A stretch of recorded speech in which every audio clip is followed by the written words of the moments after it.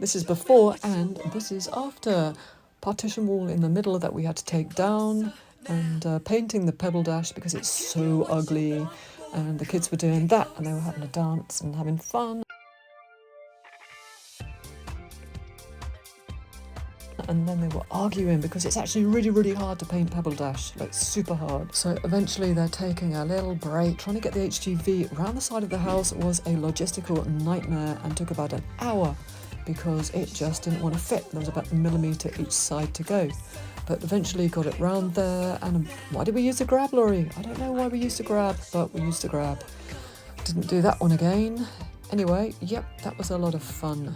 This is limestone MOT type 1 and it's just absolutely amazing quality. If we want to make a hole in the ground, we have to pickaxe this stuff. It's just absolutely brilliant quality, and I think at the time it cost about £550 all in for 20 tons, so that was like really good value for money. I don't know what it costs these days, but I think it's a lot more than that. So I think I was paying about 250 or 220 plus VAT for 20 tons of type 2 crushed. So that's just really good quality. I wish I could have used this everywhere, but I think it was more like £1,000 or something like that. Really expensive. Yeah, sorry, I was referring to the £220 plus VAT was 20 tons of type 2 crushed concrete, not limestone.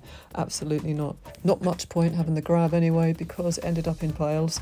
Here's the digger coming in, a nice little Yanmar, good machine, similar to a Kubota I think, but I hadn't had any experience at this point on a digger. That's not me in it. Anyway, the guys got on with it and got it graded one way or another and did a lot of raking as well, which was great. And it got done and it was a nice solid job, and then they got the compactor plate on it as well to give it a good finish off. Actually, I think my son did that, so he did a lot of whacker plating and did a fantastic job of it.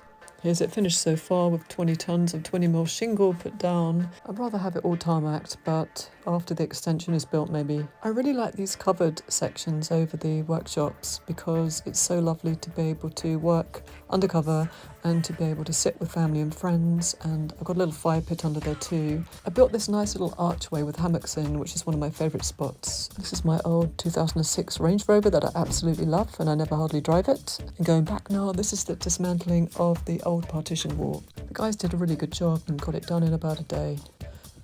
Watching my son step back as the dumper backfires. I don't know why it was doing that, but got a puncture on the dumper, so I had to call out the repair guys, who did a really good job because they know what they're doing, don't they? And of course it was pouring with rain, so they had to fix it in the rain and carry on working. But, you know, good for them, they did carry on working, and the guy was amazing. I have absolutely no idea what he's pouring all over the tyres. Bringing the digger back in to carry on working now. And here we see the finished front driveway. Oh, look at Richard's lovely Porsche that he's going to add twin turbos to. I've introduced a lot of plants as well to the front and some trees. I particularly love my liquid amber and my red robin. Plants came in on a truck and we had to dig really big holes for the red robin and the liquid amber there and lower them into the ground with the digger, which we did successfully. That wasn't a problem, and they've done really well. So I think the place is looking really good. The liquid amber in the autumn turns a whole array of colours. It's just stunning and I can't wait till it gets bigger and bigger.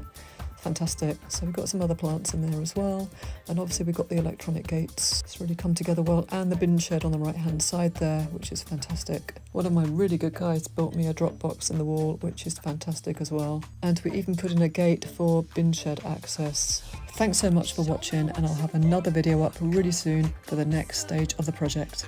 And we got quite a lot of mishaps, mistakes and drama, but a few things did go okay.